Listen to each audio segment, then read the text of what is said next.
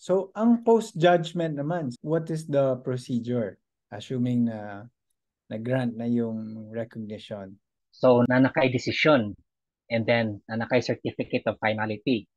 So, imo na siyang dadkon ang katong decision, imo ipa-register sa local civil registrar kung asa ka ikasal or kung gikasal ka sa laing nasod sa ipa-register nimo ang decision sa local civil registrar sa Manila.